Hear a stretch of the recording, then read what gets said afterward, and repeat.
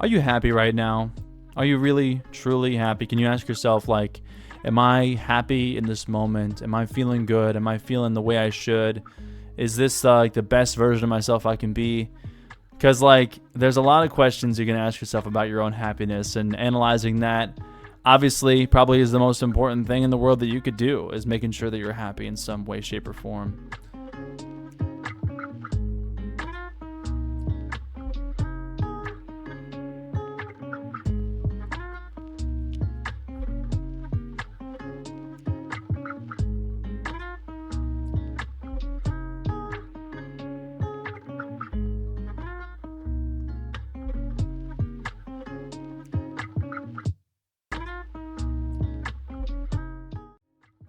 I've always tried to understand like what I'm doing in life and what that means and what that and where life's leading me and stuff like that, and how it's going to serve some sort of happiness, because I've always mentioned this to people in my real life. I do believe the purpose of life, and I don't know if it's like a big revelation to you, but the purpose of life is to feel good. Feeling good, that phrase means to feel genuinely good, content, or joyful in some way. Hopefully kind of above content, you know, a little bit above just a normal, doing okay, good enough sort of sense. You want to be able to be just above content to where you're actually feeling good and you can enjoy life and enjoy the moment. Obviously, there are other purposes in life, like finding meaning, finding success, having a legacy. Those types of things maybe are purpose to you. Those types of things can be your fuel, be your whole life. It can be your purpose to what motivates you to do stuff every single day. Your purpose can be to grow a family and be a good dad or a mom. It can be to be a good parent, or just be a good teacher, or be a good philosopher, or be a good mentor. And it might be bold to say, but these types of things are kind of related to other people. And if you do ask yourself, like, why would I want to succeed? Is it for me? Well, really, your success is all based on how you perceive it. Success is different in a lot of different ways. The way success is defined is to arrive at a point in which you have succeeded, right? Then you are successful. And that implies there's an end. That implies there's a point in which you are complete and done. And will you feel complete and happy when you're done with whatever successful endeavor you just got to? I don't know. Who's to say?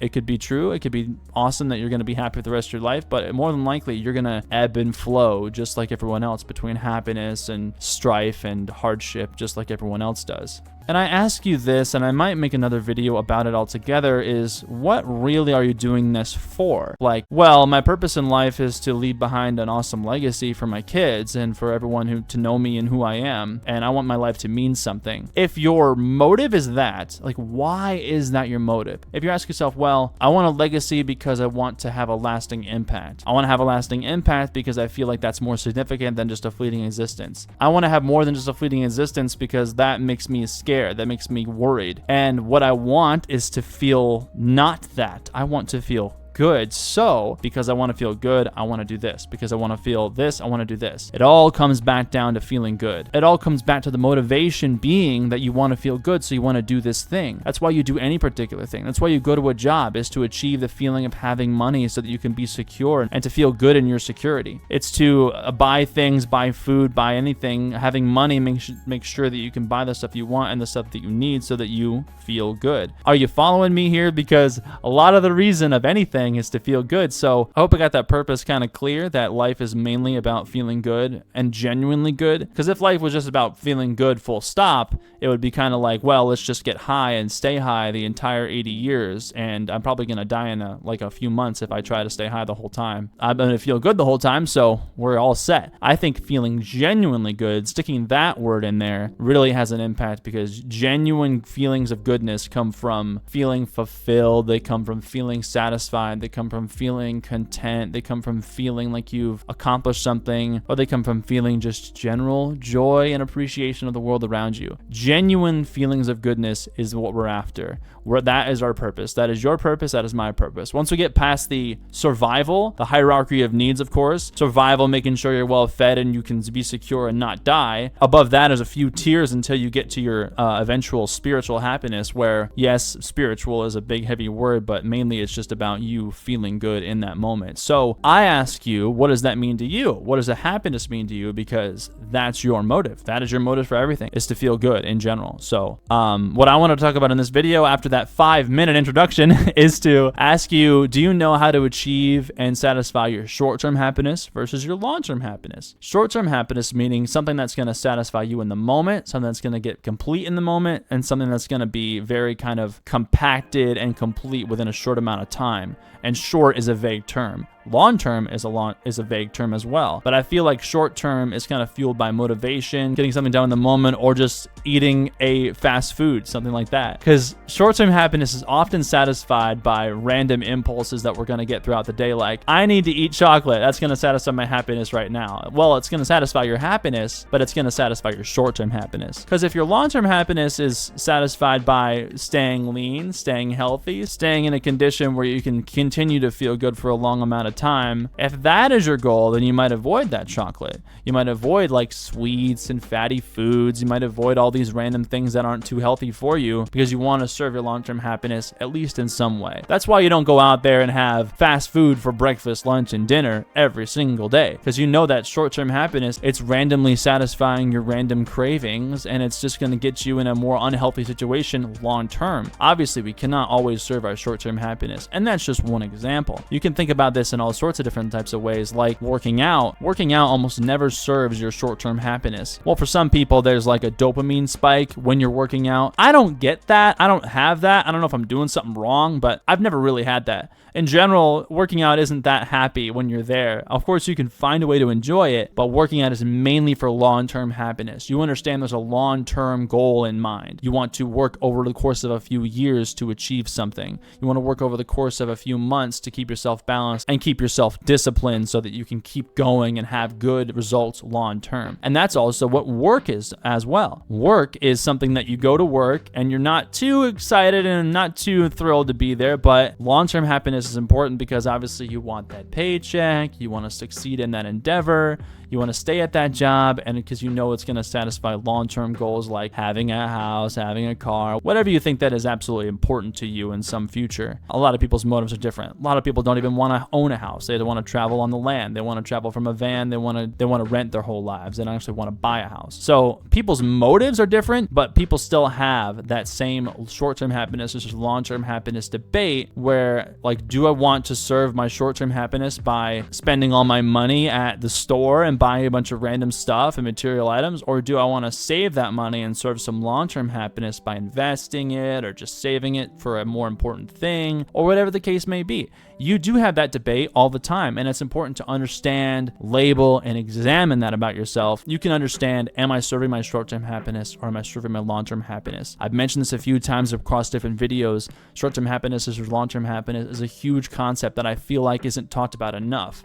You want to feel genuinely good as often as possible, but sometimes you have to make some sacrifices in order to make that long-term happiness a little bit better. And sometimes you have to focus on the short-term too, because if you never focus on short-term happiness, your life in those moments are always going to be miserable. So there's a kind of a balance you got to search for too. Because if I only think about my long-term goals, I'm only going to do stuff that serves those long-term goals. I'm not going to eat any good food at all. I'm not going to have any fun at all. I'm not going to spend money on any particular thing that I don't absolutely need. And in general, we can talk about like the deep meaning of materialistic things, but in general, those things are going to make you feel a little bit better in that moment, and so that you can get through the day, you can keep going and feel some genuine goodness throughout the day. And again, we can argue about that general goodness too. Like, some of that stuff is quote unquote sinful. Like, you have your greed of having a lot of money and a lot of things, and you have your envy of others. Some of those things, like, you feel like you should tackle because I want to satisfy that envy, I want to satisfy that greed, and so you have to kind of fight against those impulses because those are going to pull you toward sort of a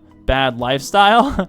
And I feel like long-term happiness is where you have to focus on at that point too, because a short-term impulse is likely going to be something that isn't always good for you, and so you can't always satisfy it. You can sometimes satisfy it. I could argue that those are fine and healthy enough to do once in a while. Everything in moderation, of course, as people say. You should have the occasional nice meal. You should have the occasional sweet. You should have the occasional, like, ice cream or whatever it is that you feel like is part partially unhealthy. You should still have that once in a while, as long as it's balanced by good things most of the time. I feel like that's a really healthy thing to do, is to treat yourself, as people say, and satisfy that short-term happiness a lot of the time, but make sure you're also focusing on that long-term happiness and those long-term goals. That's going to bite you back in the short term anyway, but you think of it in different terms, right? If I think of myself as long-term happiness of a goal I want to reach in 10 years, if I never serve that long-term goal of 10 years from now, when 10 years comes around, my short-term happiness is going to be pretty low because I didn't satisfy any goals that helped me out in the long term. And now the long term has become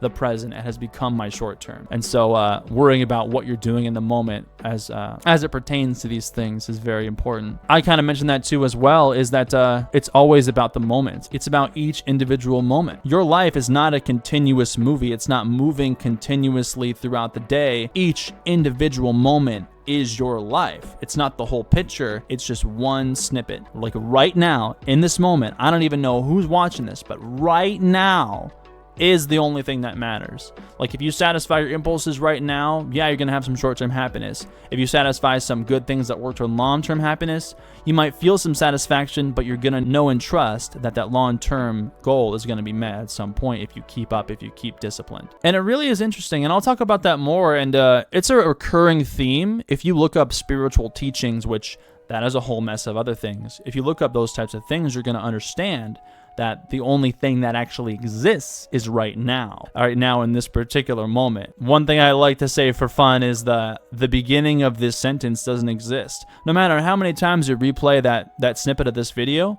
the beginning of that sentence will never exist. It can't exist because the context of the sentence has fulfilled itself, but the beginning of the sentence is no longer present. It is gone. It is in the past. It will always be in the past. You can't touch it. You can't exist with it anymore because it's gone. So the past does not exist. You cannot interact with it. You cannot do anything with it. You can understand it. You can learn from it. You can have it in your memory, but it's not actually there. So all this to say that the past doesn't exist and that right now is the only thing that you can actually interact with. And of course, we understand the future doesn't necessarily exist. The future will exist, and you can kind of interact with it in some ways. Like, for instance, right now, you're going to hear this sentence when it was placed by me in the past. And so you'll hear it from my perspective in your future. And it's arguable whether or not that exists, but you can't touch anything out of your present moment. You can't physically do that. You can maybe look at things, but they were completed before and they will be completed in the future, but you can't actually interact with them anywhere else but right now. So I hope that point got across. At the moment, this right now is the only thing that exists. And so hopefully that can also add to some clarity about that short-term happiness versus long-term happiness, because you can't interact with the long-term. You can put present actions in place to serve something that will happen, that you can trust will happen. And it very well may not happen because you can't understand the future and interact with the future. You can only plan. And having that short-term happiness be satisfied along the way is serving that moment-to-moment happiness and actually enjoying your life, which is each individual moment. So I don't know. I guess I wanted to talk a little bit about that. That was the next item on my list to talk about, was short-term happiness versus long-term happiness. And I hope that I explained it in the way that I understand it in the best way. And I hope that you gain something from this, because I feel like it's an important concept that not a lot of people talk about. So yeah, if you have any questions about that, I kind of rambled a lot about this type of thing, and maybe it got confusing. So who knows? But anyway, I suppose that wraps it up about that type of concept. Any questions, comment below, or just reach out to me. I'm happy to talk about it more. But as always, I'll mention, as I always do, these are my opinions, and you should always research and try to form your own accurately informed opinion, and always be logical, always be real, always be aware and introspective, and enjoy the moment right now, because that's all life is. All right, see ya.